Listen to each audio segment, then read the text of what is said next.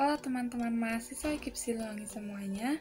Perkenalkan, nama saya Agnian Oktavianti dengan NIM 200-316 dengan Prodi Pendidikan Masyarakat B1 Non-Reguler 2020. Di sini saya akan membahas salah satu presentasi dari mata kuliah Psikologi Sosial dengan judul Sikap Sosial dan Perubahannya. Di sini ada agenda pembahasan. Yang pertama, kita akan membahas mengenai ciri-ciri sikap. Yang kedua, kita akan membahas mengenai karakteristik sikap.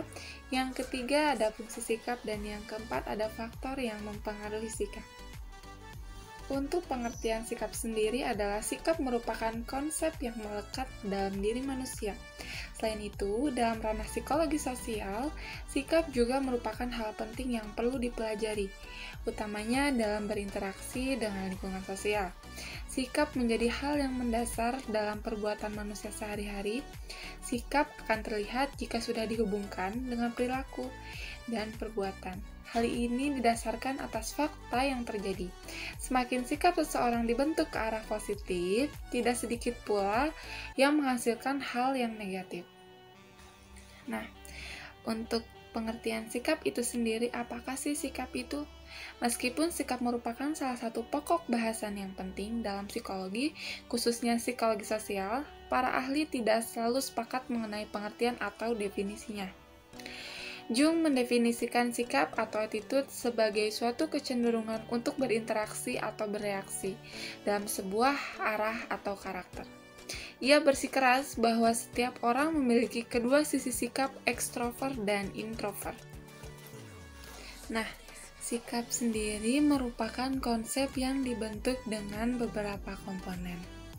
Untuk yang pertama ada komponen kognitif, berisi semua pikiran serta ide-ide yang berkenaan dengan objek sikap.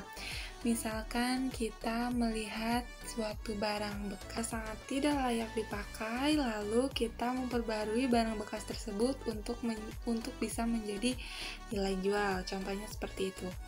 Yang kedua adalah komponen afektif, yakni sifat yang meliputi perasaan atau emosi seseorang terhadap objek sikap.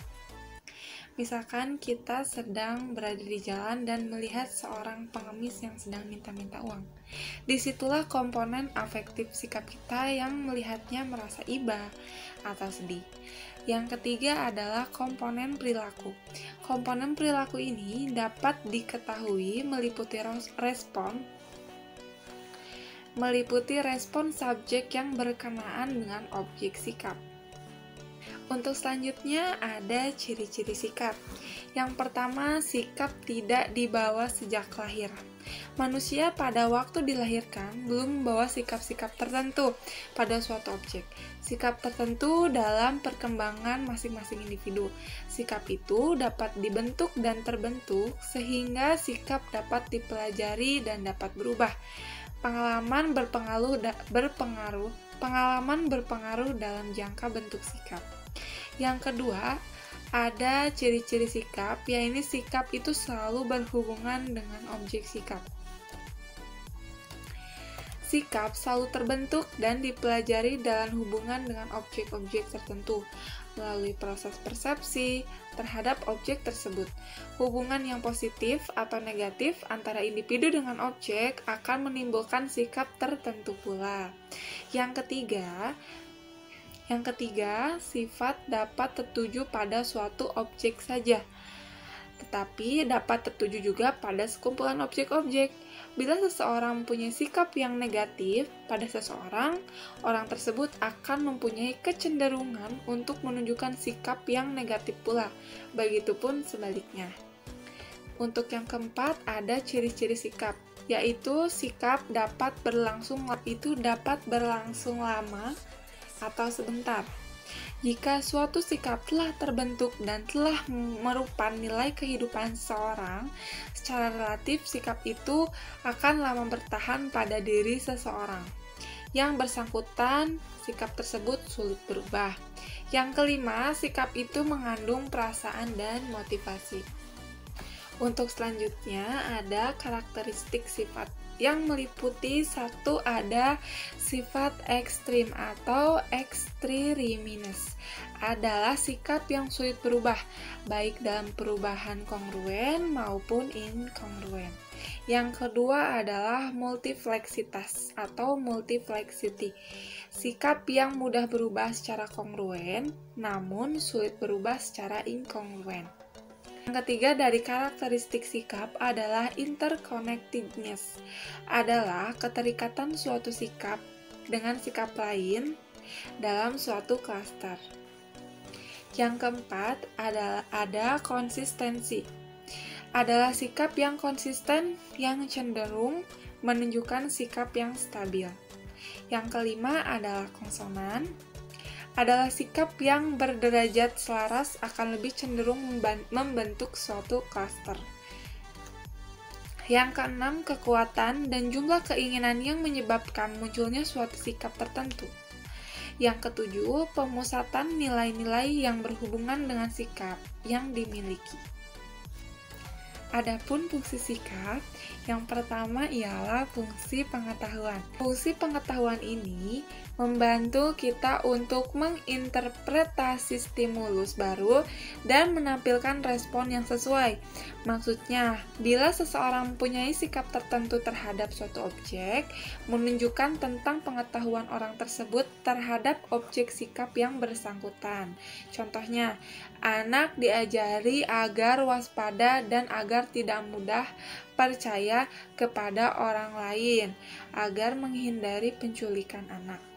Yang kedua, fungsi pertahanan diri atau ego defensif, sikap yang melindungi kita dari kecemasan atau ancaman bagi harga diri kita, berfungsi sebagai perlindungan diri dan penilaian negatif tentang diri kita, atau sikap yang diambil seseorang untuk mempertahankan egonya. Contohnya, merokok dianggap tidak keren di kalangan remaja. Yang ketiga, ada mengekspresikan nilai-nilai kita atau yang mencerminkan konsep diri kita. Karena sikap nilai ekspresif berasal dari nilai atau konsep dasar seseorang. Mereka cenderung konsisten satu sama lain. Nah, untuk yang keempat ada fungsi harga diri. Sikap yang kita miliki mampu menjaga dan meningkatkan harga diri. Misalnya, mahasiswa UMS bangga saat memakai alma mater berwarna hijau. Yang kelima, fungsi memotivasi kesan. Yang keenam, ada fungsi instrumental atau fungsi penyesuaian atau bisa disebut juga fungsi manfaat. Maksudnya, fungsi instrumental mengekspresikan keadaan spesifik keinginan umum kita untuk mendapatkan manfaat atau hadiah dan menghindari hukuman. Sedangkan fungsi penyesuaian merupakan sikap yang membantu kita merasa menjadi bagian dari komunitas serta manfaat, yaitu sejauh mana manfaat objek sikap dalam rangka pencapaian tujuan. Dan yang ketujuh ada fungsi identitas. Dalam fungsi ini, seseorang bersikap sangat menjunjung tinggi dengan apa yang dia miliki, mengekspresikan dan mengkomunikasikan apa yang kita miliki atau siapa kita. Misalnya, mahasiswa PKN selalu memakai batik di hari Selasa. Yang terakhir, ada faktor-faktor yang mempengaruhi pembentukan dan perubahan sikap. Yang pertama adalah pengkondisian klasik. Proses pembelajaran dapat terjadi ketika suatu stimulus atau rangsang selalu diikuti oleh stimulus atau rangsang yang lain. Sehingga rangsang yang pertama menjadi isyarat bagi rangsang yang kedua. Contohnya, seorang anak setiap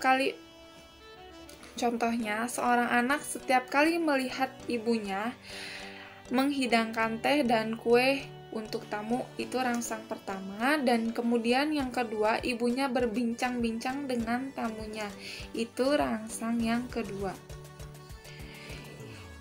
Untuk yang kedua adalah pengkondisian instrumental. Proses pembelajaran terjadi ketika suatu perilaku mendatangkan hasil yang menyenangkan bagi seseorang. maka perilaku tersebut akan diulang kembali. Sebaiknya bila perilaku mendatangkan hasil yang tidak menyenangkan bagi seseorang, maka perilaku tersebut tidak akan diulang kembali. Misalnya, contoh seorang anak akan mendapatkan senyuman atau pujian dari ibunya ketika ia membuang sampah ke tempatnya. Sebaliknya, jika ia selalu membuang sampah sembarangan, maka ibunya akan memarahi anak tersebut. Yang ketiga, belajar melalui pengamatan. Proses pembelajaran dengan cara mengamati perilaku seseorang, kemudian dijadikan sebagai contoh untuk perilaku serupa. Contohnya, perilaku orang yang membeli uang damai ketika ditilang karena melakukan pelanggaran lalu lintas. Perbuatan tersebut tidaklah terpuji. Perbuatan tersebut muncul melalui pengamatan pada kejadian serupa yang dialami oleh orang lain. Yang keempat adalah perbandingan sosial. Proses pembelajaran dengan membandingkan orang lain untuk mengecek apakah pandangan kita mengenai suatu hal adalah benar atau salah disebut perbandingan sosial. Sikap ini dibentuk atau diperoleh seseorang melalui anjuran orang-orang yang dikenal dan dihormatinya. Yang kelima adalah faktor genetik. Penelitian yang dilakukan terhadap kembar identik menunjukkan bahwa sikap juga dipengaruhi oleh faktor genetik. Walaupun besarnya pengaruh tersebut bervariasi untuk sikap yang berbeda. Sikap yang kembar identik yang dipisahkan di awal kehidupannya berkoretasi lebih tinggi daripada kembar non-identik atau orang lain yang tidak memiliki hubungan keluarga. Nah, selain dari kelima faktor yang membentuk sikap tadi, terdapat faktor lain yang mempengaruhi sikap juga. Yang pertama adalah faktor internal, yaitu faktor psikologis atau fisiologis. Yang kedua adalah faktor eksternal, di mana berwujud situasi yang dihadapi oleh individu. Norma-norma ada pada masyarakat, hambatan-hambatan atau pendorong-pendorong yang ada dalam masyarakat. Kedua faktor yang ada berpengaruh pada sikap ini. Di dalam kedua faktor, seseorang bersikap akan menimbulkan reaksi. Reaksi diberikan individu terhadap objek sikap yang bersifat negatif, tetapi bersifat juga positif. Nah, adapun proses perubahan sikap. Yang pertama adalah mempelajari pesan. Yang kedua, alih perasaan. Yang ketiga, mekanisme konsistensi. Yang keempat, perubahan sikap. Yang kelima, pengubahan pesan. Dan yang keenam, penolakan terselubung. Dalam presentasi ini telah dijelaskan mengenai sikap dengan segala hal yang menjelaskan seluk-beluk sikap. Sebagai mahasiswa, seharusnya kita paham bagaimana bersikap yang pantas dalam lingkungan kehidupan. Dijelaskan bahwa sikap merupakan penilaian terhadap persepsi yang telah kita buat maupun dibuat orang lain dalam kehidupan kita. Dengan mengetahui seluk-beluk sikap, diharapkan dapat menambah wawasan mengenai materi, mengenai sikap, dan materi kuliah psikologi sosial. Terima kasih, itulah presentasi dari saya sendiri, Agnia Nur Oktavianti, membahas sikap sosial dan perubahannya. Semoga dapat bermanfaat bagi yang menonton dan bagi yang menyimaknya.